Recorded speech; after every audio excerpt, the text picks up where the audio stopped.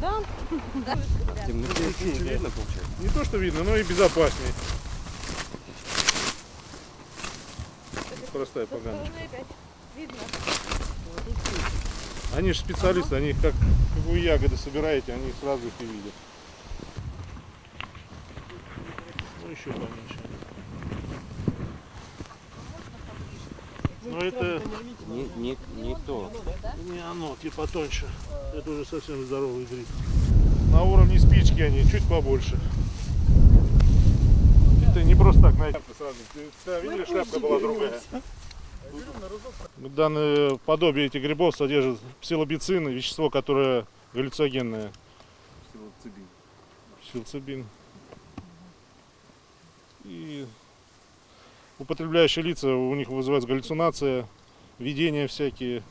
Но данный гриб чем опасен? Не просто может вызвать галлюцинацию, но может вызвать страх, панику, и человек потом неадекватен становится.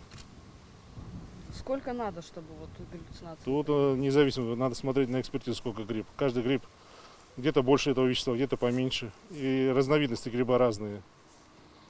Какие последствия помимо галлюцинаций вызывают? Отклонение психики может быть и все остальное. Человек может совершить суицид, у него начнется паника, неадекватные действия, все что угодно. Сел за руль, сами понимаете, вот недавно на днях было ДТП, человек обкурился, попал в ДТП.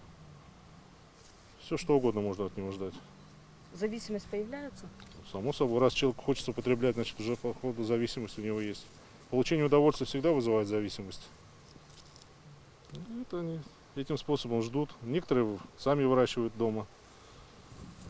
Как вы узнаете о том, что вот в данном месте прорастают грибы, и какие действия потом предпринимаете? Люди сообщают, общаемся с людьми, с наркозависимыми, они нам рассказывают. Плюс рыбаки вечером приезжают, подозрительные личности бегают с фонариками, в капюшончиках собирают что-то. Но видно, что не сборщик грибов, ни лукошка, как говорится, ни пакета нет, ни больших грибов, ни ножа. На коленках лазят, что-то ищут. Что потом делаете? Как уничтожаете? Ну, сейчас вызвали технику, трактор проедется, измельчит все, чтобы не собрать. Или перепашут.